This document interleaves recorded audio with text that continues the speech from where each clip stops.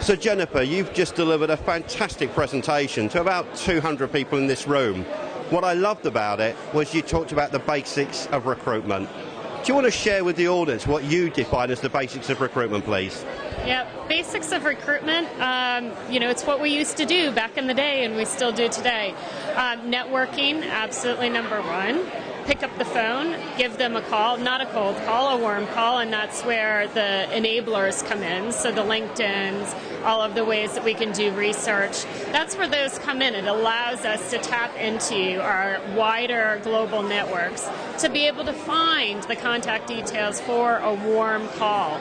But people want to be called. They want to be connected with, they want to be re-engaged with again and again, linking to them versus, I think, all of the whizzy things that can happen today. I mean, we do look at all of where is it going, what's next on the social media agenda, but truly they're enablers to get us back to doing what we do best, which is recruitment, finding the best passive talent, finding the best talent for our organization that is a true culture fit. In making that happen and going back to the basics, is there one piece, and I'm putting you on the spot here, of technology that you feel really is enabling you to manage and build those kind of relationships again? Yes, there is. I mean, for me, I am a true believer in it. It's Avature. It's a CRM tool, and so we're using that along with talent pipelines for LinkedIn. So we're using both, but the Avature system for me is fantastic because it helps us to funnel all the talent in, develop the tags, develop the dummy jobs, which for us are future talent where we have gaps in our business and we need to address those gaps so that down the road I get a job that's a senior level job, I can quickly and easily tap into who those people are, reconnect with them immediately. If they're not in the marketplace, then we can start networking with them, of course, because those people know all the other folks. That, in a nutshell, there's so much more we could be doing with it and that I have on the agenda to do with it to re-engage with them, but that's really kind of number one for me about how I develop the talent pipelines and continue to engage. One final question.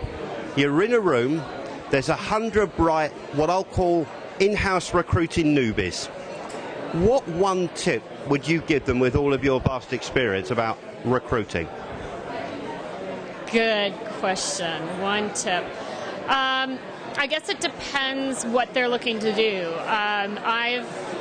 I've had 3 separate experiences where I've had to bring recruitment in-house, and it wasn't something the company asked me to do. I just have a big passion in doing that.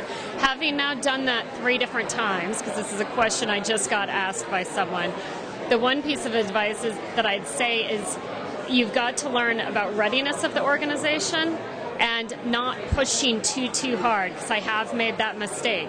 So sometimes it is 2 steps forward, 1 step back. So really aligning with the company and the line managers with the overall overarching goal of getting the best candidate.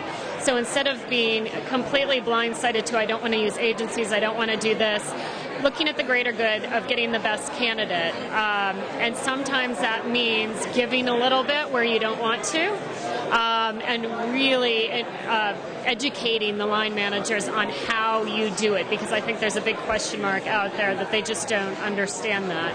And when you do that, it does start to work, and you show them by actions how you do it. There's no one way of doing everything, but that's worked for me.